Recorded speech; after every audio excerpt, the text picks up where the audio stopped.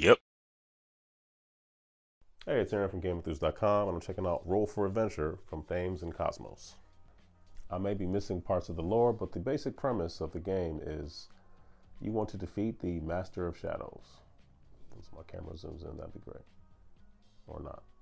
But before you do that, you have to contend with a variety of other enemies, level 1s, 2s, 3s, and then some specialized ones for making the game a little more difficult.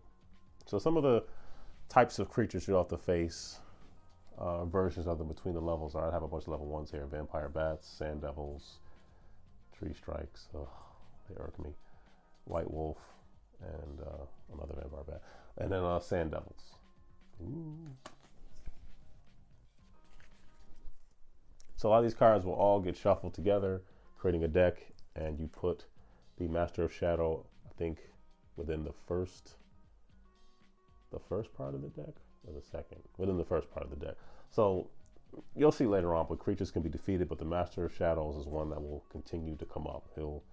He or she will kind of be taken care of, but then they go right back into the monster deck to have to be dealt with. Ooh.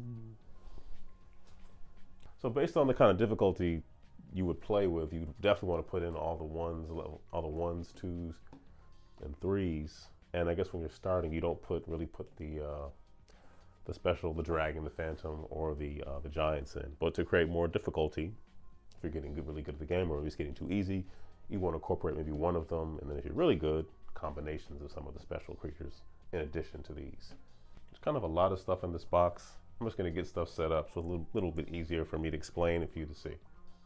Also, might I add that the box does have a vortex in it. It's a nice looking vortex.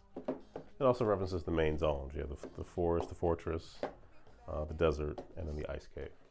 But that vortex is something else. Ooh. So vortexy.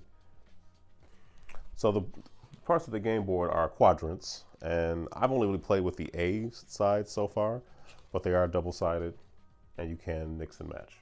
So I'll just begin with the A side. Real objective of the game is to unlock these crystals, which can be unlocked by completing tasks and subtasks on the board in order to defeat the Master of Shadow. One of the decisions you'll have to make early on is just how many crystals you want to get. That's sort of like the difficulty. So 5 is for the Book of Magic, 6 is for the Sword of Saints, 7 is for the Crown of Kings, and 8 is for the Jewel of Light. So we started off with the Book of Magic. This interestingly shaped chest, where the top doesn't look like it would fit the rest of it, you can house the crystals there and put it in one of the 4 corners. The enemy card deck can just go here, where you have the deck on one side and discard on the other. When enemies attack, they will send your dice into the vortex. If collectively everybody puts 10 or more dice values on this area here, all the dice that are in the vortex will be set free. That'll make more sense in a second. And of course, last but not least, the actual objective where the jewels will go. One of the things I probably failed to mention is that this is a co-op game, so you are working with the people you're playing with. And each quadrant, be it the desert, the ice cave, the forest, or the fortress, all have a health, if you will. And as you take damage, the skull will move along. If the skull ever gets to the end of one of them, it is game over. It just has to happen in one, and that's it. So you have to be cautious of that. So I have a combination of a bunch of the level 1, 2, and 3 cards here. The directions instruct you to sort of separate them by level, and then stack them, and then place the Master of Shadow, I believe within the number 1s. So you can just place those here. I'll keep the Master of Shadow out just so I know where it is, just as an example. I mentioned subtasks earlier. For the forest, for this area, you would need 5s or 6s coming around here in order to get potentially 4 different jewels from this one area. But as you fill it up here, this barrier would move back, and you have to take all your dice back, fill it back up again, and keep moving. So it's not, you can't just keep going. Much like this, I guess some kind of laser or magic field or something over these 3 areas in the fortress. That'd be kind of hard to see. The actual jewel is here, so you need to have put four fours here, remove that, 4 3s, remove that, 4 2s, remove that, and then you would get the crystal. Just do each section. Section over here is you need to put 3 1s here, and you can move a 1 over. 3 1s here again, move 1 over. Repeat the process, and then one of the ones here has to go here to unlock the crystal. This skull here means that that crystal is dead, out of the game, gone. So that was something that we kind of waited until like towards the end of the game to do. Maybe that was the last one we did, so it wouldn't really be that, you know, the consequences seem a little less severe. And this one is interesting. It's kind of hard to see, I'm sorry, but 4 gray dice go here, and this is 1 through 6. So if you get 4 dice here, doesn't matter where they are, as long as there's 4 here, these open up to the people who put their dice here. So if you put 2 here, you get 2 of those, and you put 1 here, 1 of those, so on and so forth. And that's for 4. If you do 5 here, you get to kill a creature, kill a monster, and then if you do 6, I believe you get to +1. I guess you get to move the health of one area up 1, I believe. I don't think you go all the way to the beginning, but I could be wrong. So, and the most important part of all this, the dice. It's the most fun part. Because I'm new to this, I'm forgetting about the characters. There's 10 different characters you can pick. I just picked a couple of them that I kind of appreciate. You have the warrior. Normally on a turn, which I haven't shown yet, and I keep alluding to it, but I will. If you roll multiples of a number, you get to take a number. So if you roll 3 2s, you can take the 2s, but you can't take a 2 and a 3. The warrior can place 2 or more dice with 2 different values on one territory. The 4 quadrants are all territories. That's a pretty cool ability. That really comes in handy. To defeat an enemy, you have to put at least you have to put 6 on them, not necessarily a die that has 6, but up to 6, spread out across multiple dice. So the Avenger can defeat an enemy and then move that very same, and then move all the dice used to defeat it to 1 or more territories. That is very useful. And then the Protector. When enemies come out, they will force the dice you have in a certain territory into the vortex. So the Protector can free 1 die of another player from the vortex. The Protector is very useful. So for a 4-player game, everybody would get 5 dice of all the same color. So I have 5 blue.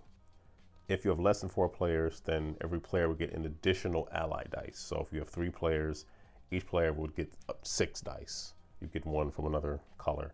And with 2 players, you would get 7. You get 2 from another color, which makes sense.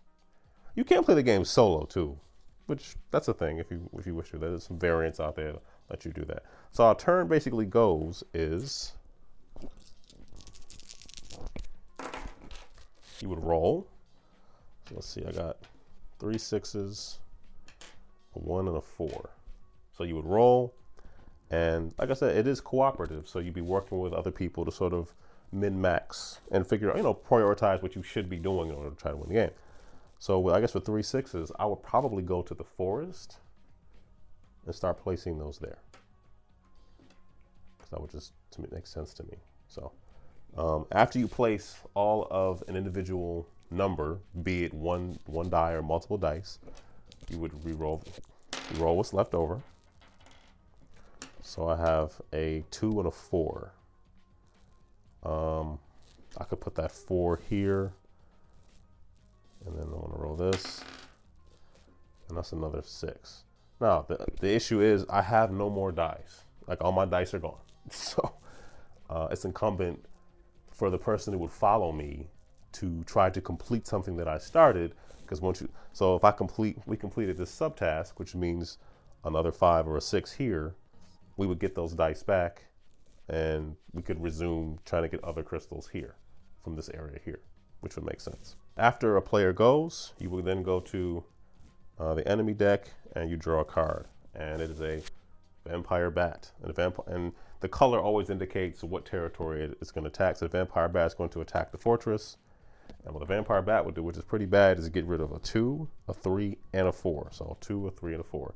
We only have a 1 4 here, so this 4 is going to go into the vortex. That stinks. And that would be other thing is, if an enemy, let's say there was no dice on the fortress at all, a vampire bat came out, the dice when they go to the vortex absorb a hit. So if there were no dice there at all, that area would take a hit. So you probably don't want that. You don't really want them going to the vortex either, but there you go. Let's say hypothetically the second player to go would be the protector. So once per turn, the protector can free someone else's die out of the vortex. So they can start their turn and then just give this back to me. Yay. So let's say the second player rolled. We have 2 6s, a 4, a 5, and a 2. Okay.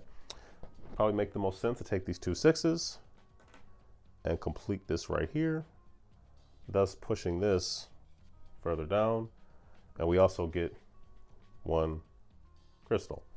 So let's just take this one here and we'll put it here. Yay. So I will get these dice back when my turn starts again, and they can't re-roll these now, but they will get these dice back for a subsequent turn. So then they take what they have left over. Okay, 2 5s and a 4. And then I guess you could start this one again and keep going. That's kind of how a turn works. So let's say hypothetically, a bunch of these dice are all trapped in this vortex, and it was my turn. Let's say another player put a 4 there. If I put a 6 there in my turn, that's 10. These dice are now free to go back to the players who rolled them. So, which is kind of nice.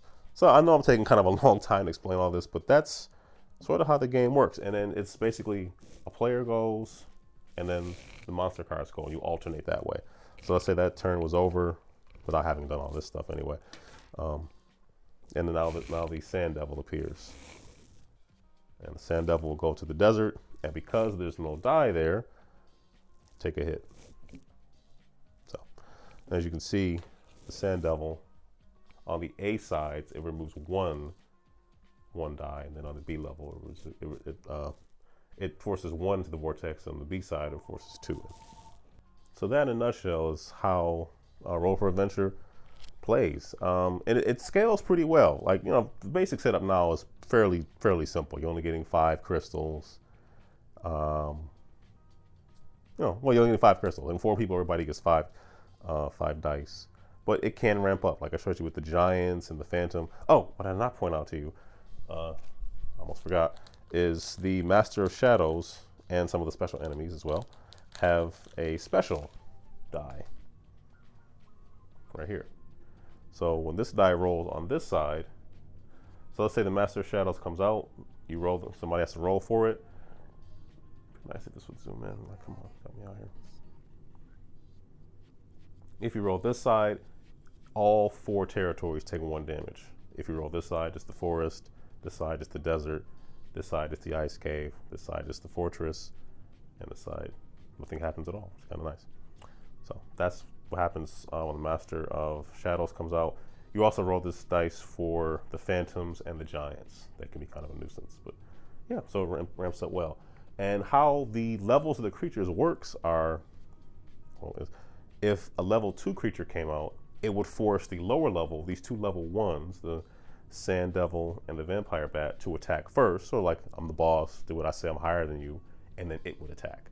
So it really behooves you to work together to take care of all those creatures. Putting 6 onto a creature defeats it. Doesn't have to be a rolled 6. Up to 6 can defeat a creature. So it behooves you to do a lot of management to make sure you're balancing things out between taking care of creatures, making sure that die are placed on all the territories so that you don't take damage, and make sure you want to have dice to play with. So you might have to use like a protector if you have that character playing, or make sure you're putting 10s into here to get stuff out of the vortex. So there's a decent amount of, there's some management going on to make sure that you're balancing things right between being on your way to gather crystals, defending yourself from enemies, because it really ramps up. Because when the Master of Shadows comes out, it makes everybody attack, and then it attacks. So you can really get damaged pretty bad. So even if you really want to get that 6 in the forest, it might behoove you to put that 6 on one of the monsters out, because every other turn a monster's coming out. So if you're cleaning them up, making sure that almost every turn you can try to at least